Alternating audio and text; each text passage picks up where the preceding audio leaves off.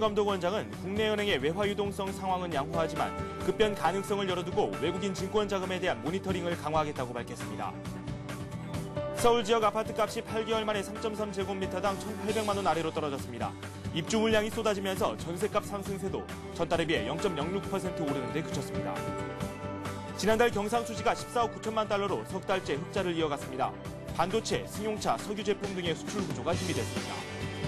신용불량자를 채용하는 기업에 연 270만 원의 보조금이 추가 지급됩니다. 금융권은 신용회복기금으로 보조금을 부담하는 대신 구직자는 임금의 일부로 채무를 상환하게 됩니다.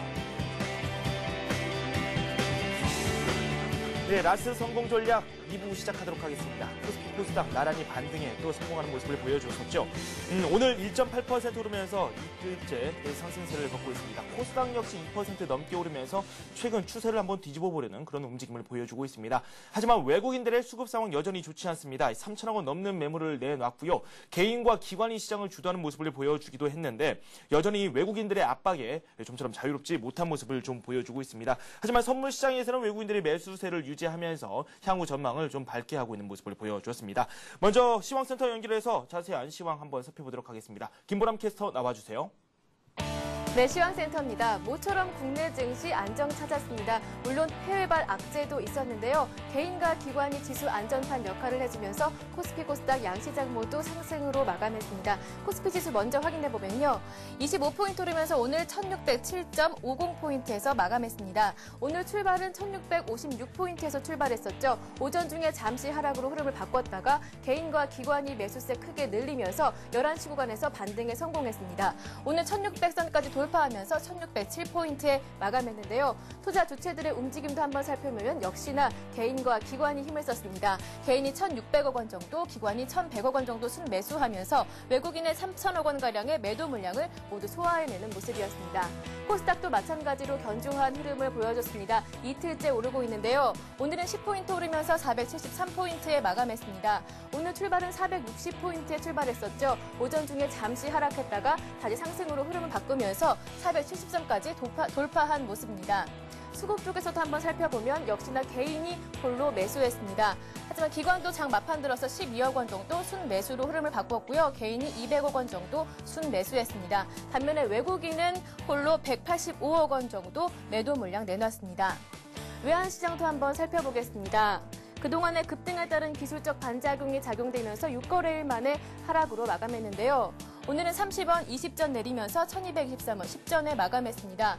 오늘 흐름은 1242원에 출발했었죠. 장중에는 1214원 저점을 찍기도 했었는데요. 소폭 상승폭을 늘리면서 그래도 1220원대에서 안착하는 모습이었습니다. 이렇게 시장이 안정을 찾아가고 있는 가운데 유가증권 시장 시총상위 종목들은 어떠한 움직임을 보이고 있는지 살펴보겠습니다. 대부분 종목들 상승하고 있었습니다. 삼성전자가 2.9% 올랐고요. 포스코도 2% 올랐습니다. 삼성생명만이 약보합으로 마감하는 가운데 한국전력 역시 2.4%, 신한지주 2.3% 올랐습니다. 현대모비스가 5% 큰 폭으로 급등했고요. 하이닉스가 3.8% 역시 큰 폭으로 오르는 모습이었습니다. 이어서 코스닥 시장도 한번 살펴보겠습니다. 서울반도체가 MSCI 지수 편입으로 어제 상승했다가 오늘은 다시 1% 하락했고요. SK브로드밴드가 코스닥 프리미어 지수 편입에서 제외되면서 오늘 3.9% 하락폭을 크게 늘렸습니다. 다음 역시 오늘 3% 내렸고요. 소디프 신소재는 6% 급등했습니다. 메가스터디가 오늘 강보합의 상승폭 늘리면서 마감했고요. 네오위즈게임즈는 스포츠 게임에서 전체 매출의 30%를 얻고 있는데요. 월드컵을 앞두고 4% 급등하는 모습이었습니다. 어제 급락했었던 태웅은 오늘 저가 매수세 유입되면서 7.7% 올랐습니다. 이어서 오늘 특징 테마 업종도 살펴보겠습니다. 먼저 이렇게 시장이 안정을 찾아가고 있는 가운데 주도주 가운데서 IT주들이 먼저 기관의 매수세에 반응하고 있는 모습입니다. 삼성전자가 2.9% 올랐습니다. 하이닉스가 3.8%, LG디스플레이가 2.3% 오르는 모습이었습니다. 오늘뿐만 아니라 코스닥 200지수에 편입되는 종목들 내달 11일에 편입이 되는데요. 코스피 200지수 편입되는 종목들이 모두 올랐습니다. LG텔레콤이 6.4%, LG이노텍 역시 6% 올랐고요. 글로비스가 5.9% 큰 폭으로 올랐습니다. 뿐만 아니라 오늘 스펙주들 규제 완화 소식에 모두 오르는 모습이었습니다. 미래에셋 스펙이 14% 가격 제한폭까지 올랐고요. 현대증권도 이에 따라잡으면서 14% 가격 제한폭까지 큰 폭으로 올랐습니다. 대우증권과 신한스펙도 역시 2.7%, 2.3% 올랐습니다. 마지막으로 오늘 환율 하락에 따라서 호재로 작용한 종목들이 있습니다. 바로 여행 항공주들인데요. 먼저 대한항공이 3.9% 올랐습니다. 아시아나항공이 6% 올랐고요. 여행주 가운데서는 하나투어가 3.5%, 모두투어가 2.9% 올랐습니다. 항공주들은 동정위에서 항공화물 운송요금을 담합했다는 소식에 대한항공과 아시아나항공에 과징금을 부과했는데요. 이런 악재에도 불구하고 환율 하락의 호재에 무게중심이 쏠리는 모습이었습니다. 오늘장 모처럼 시장이 안정을 찾아가고 있습니다. 라스트 성공 전략 끝까지 함께 하시면서 내일장 전략도 꾸려보시기 바랍니다. 지금까지 마감 시황이었습니다. 네, 내일장 투자 전략까지 한번 세워보도록 하겠습니다. SK증권 투자전략부의 김영준 연구원 연결되어 있습니다. 안녕하십니까? 네, 안녕하십니까? 네, 어제에 이어서 오늘도 급등세가 나오긴 했습니다. 그래도 여전히 손실을 입으신 분들이 상당히 많을 것 같은데 오늘장 특징부터 한번 짚고 넘어갈까요? 예, 대내외 변수의 불확실성이 일부 완화되면서 국내 증시를 비롯한 아시아 증시가 동반 반등하는 모습이었습니다. 아침만 하더라도 중국이 유로화 표시 채권의 보유 비중을 재검토할 것이라는 소식에 하락 출발하는 모습을 보이기도 했었는데요. 실제 중국의 경우 이미 상당 기간 외환 보유고 다변화를 진행해온 만큼 급격한 변화 가능성은 크지 않다는 점이 부각이 되면서 시장의 낙폭이 축소되는 모습이었습니다. 한편 국제유가가 7일 영업일 만에 박스권 상단 위로 안착하는 모습을 보였다는 점이나 유로화가 최근 4일간의 하락에도 불구하고 5월 9일 전저점을 깨지 않고 아시아 시장에서는 되려 반등에 성공하는 모습을 보인 점, 그리고 안전자산으로 통하는 미국채 수익률도 2년물을 중심으로 이틀 연속 반등에 나서고 있다는 점이 부각이 되면서 시장의 상승 전환에 보탬이 되는 모습이었습니다. 이와 더불어서 28일 원자바오 총리의 방한 이후 중국의 입장 표명이 명확해진다면 대북 불확실성이 어느 정도 좀 안정을 찾을 것이라는 기대감도 시장의 반등을 이끄는 추동력이 아니었나 이렇게 생각이 됩니다. 네, 오늘 상승폭이 어제보다 더 나오기도 했습니다. 하지만 1610선을 넘지 못하는 모습을 보여줬고 그동안 저희가 저항선에 대한 이야기를 꾸준히 해오기도 했었거든요. 코스피, 코스닥의 저항선 어느 정도 수준을 저희가 예상할 수 있으며 어떻게 시장 접근을 해야 되는지 그에 대한 말씀도 함께 부탁드리죠. 일단 지수만 가지고 사실 말씀드리기는 굉장히 좀 어렵습니다. 사실은 어떤 면에 있어서는 심리적인 측면까지도 많이 반영이 되기 때문에 그런 부분을 직접 말씀드리기는 사실 좀 어려운데요. 개인적으로 생각하고 있는 것은 일단 지금 지표가 어느 정도 안정을 찾아가는 국면이 어디까지 이어질 것이냐라는 부분에 좀 초점을 맞춰서 볼 필요가 있다라고 생각이 되는데요. 일단 자산시장 쪽에서 안정을 찾아가고 있고 신용 지표가 안정을 찾아가는 모습을 이제 어느 정도 확인이 될 가능성이 높다라고 생각이 되고요. 이와 더불어서 자산별로 안전자산 쪽으로 쏠렸던 자금들이 어느 정도 이제 복귀하면서 위험 지표들이라든지 이런 쪽이 또 안정을 찾을 가능성이 높다라고 생각이 됩니다. 그러한 점까지 감안해 본다 그러면 단기적으로 등락이 없을 수는 없다라고 생각이 되는데 어느 정도 안정을 찾아가는 과정은 좀 더 이어질 가능성이 높지 않나 이렇게 생각이 되고요. 결국 그런 관점에서 본다 그러면 물론 오늘 같은 경우는 1600선 이상에 넘어섰지만 최소한 1650선 이상까지는 좀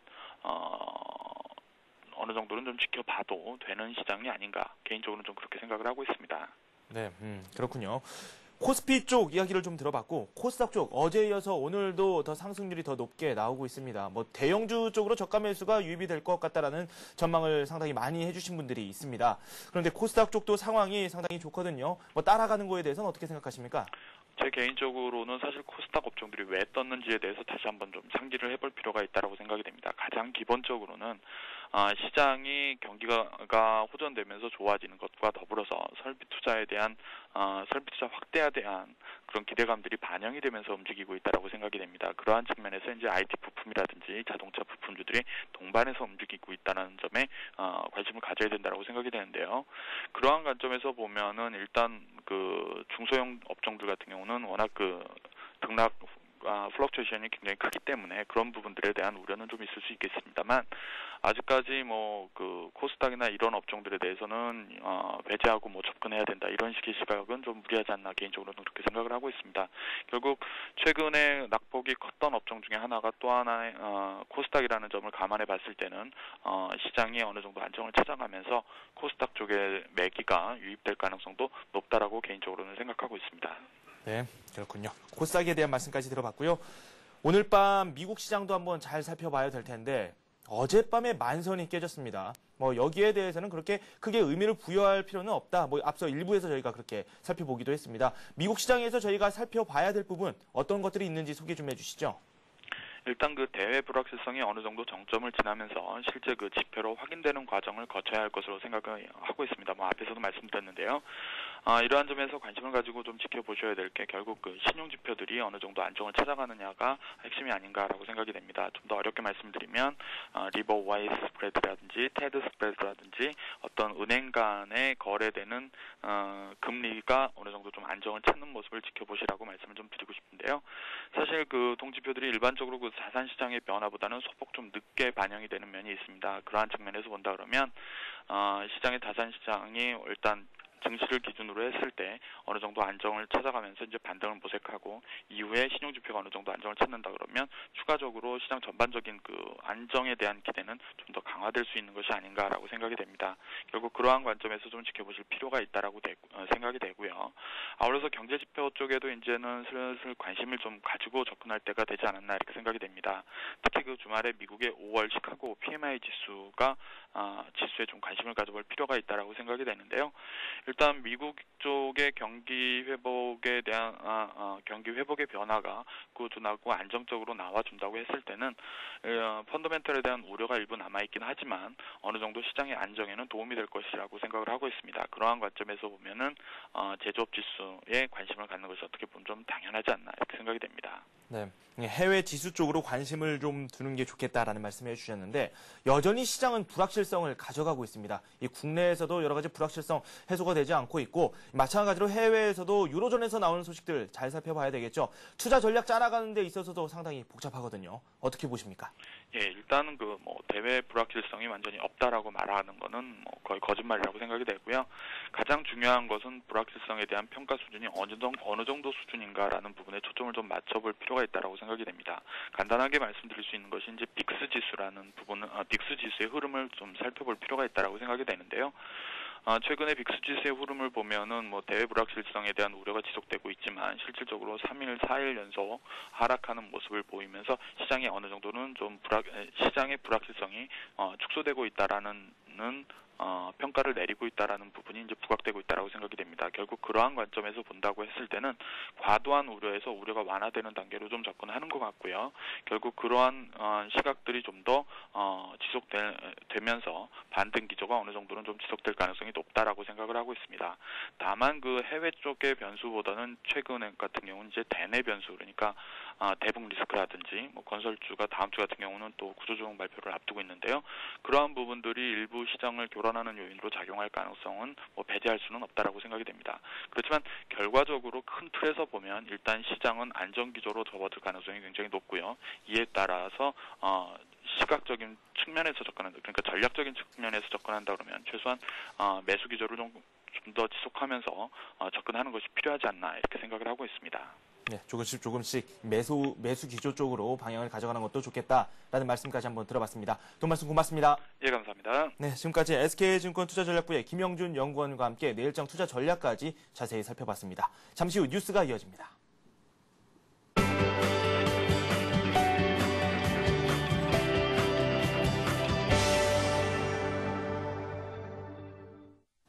이 시각 주요 뉴스입니다. 김종창 금융감독원장이 국내은행의 외화 유동성 상황은 양호하지만 급변 가능성을 염두에 두고 실시간으로 점검하겠다고 말했습니다. 김 원장은 오늘 오후 외신기자 간담회에서 금융시장의 급변 가능성을 염두에 두고 대응 체계를 갖추고 있다면서 외국인 자금 유출입 동향을 정밀 모니터링하고 국내 금융회사의 외화자금 사정을 실시간으로 점검하고 있다고 밝혔습니다. 특히 외국인 증권 자금의 유출입에 대한 모니터링도 강화하고 있다고 강조했습니다. 이는 헤지펀드 등 투기적 자본이 시장을 교란하는 것을 막고 급격한 자본 유출입이 발생하지 않도록 사전 점검 체계를 강화하겠다는 뜻으로 풀이됩니다. 서울 지역 아파트의 3.3제곱미터당 평균 가격이 1,800만 원대 아래로 떨어졌습니다. 부동산 뱅크에 따르면 5월 현재 서울 지역 아파트 매매 가격은 3.3제곱미터당 평균 1,799만 원으로 지난해 9월 1,808만 원대로 올라선 이후 8개월 만에 1,800만 원 선이 무너졌습니다. 또한 이달 들어 서울 도심 뉴타운 지역을 중심으로 입주 물량이 쏟아지면서 전셋값 상승세도 한풀 꺾였습니다. 스피드뱅크에 따르면 이달 초부터 22일까지 서울 아파트 전셋값 상승폭은 0.06%에 그쳤습니다. 올 들어 서울 아파트 전셋값이 1.46%가량 오른 것을 감안하면 상승폭이 미미하지만 이달 중 하락세로 돌아설 가능성도 점쳐집니다. 지난달 경상수지가 수출 호조의 영향으로 석 달째 흑자 기조를 이어갔습니다. 경상수지는 이달에도 큰 폭의 흑자를 기록하면서 흑자 기조를 유지할 것으로 전망됩니다. 한국은행에 따르면 지난 4월 경상수지는 14억 9천만 달러로 지난 2월 흑자로 돌아선 이후 석 달째 흑자 기조를 이어가고 있습니다. 경상수지가 흑자 기조를 유지한 이유는 상품 수지가 반도체와 승용차, 석유 제품 등의 수출 호조로 큰 폭의 흑자를 냈기 때문입니다. 자본 수지 순유입은 88억 5천만 달러를 기록해 사상 최대치를 기록했습니다. 외국계 은행 국내 지점의 차입 증가와 외국인의 국내 주식 투자 확대 등으로 전월보다 73억 3천만 달러 급증했습니다. 신용불량자를 채용하는 기업에 연 270만 원의 고용 보조금이 추가로 지급됩니다. 정부는 오늘 비상경제대책회의에서 이 같은 내용의 신용불량자 취업 지원 방안을 확정 발표했습니다. 금융위원회가 주관하는 지원 방안에 따르면 금융권은 신용회복자금을 활용해 200억 원 규모의 취업지원 펀드를 조성한 뒤 신용불량자를 채용한 기업에 1인당 연간 270만 원의 고용보조금을 지원합니다. 현재 신규 고용 촉진 장려금 명목으로 신용불량자 1인당 540만 원의 정부 보조금이 지급되고 있다는 사실을 감안하면 기업은 총 810만 원의 보조금 혜택을 받게 되는 셈입니다. 다만 일자리를 얻는 신용자는 임금의 일부로 빚을 갚아야 됩니다. 증권금융 뉴스입니다. 한국투자신탁운용이 2006년 3월 출시한 국내 주식형 펀드 한국투자 한국의 힘 설정액이 2천만 원을 돌파했습니다. 글로벌 성장 산업에 집중 투자하는 이 펀드의 1년 수익률은 지난 24일 기준 30.84%로 이는 상위 1%에 속하는 수익률이라고 한국투신운용 측은 설명했습니다.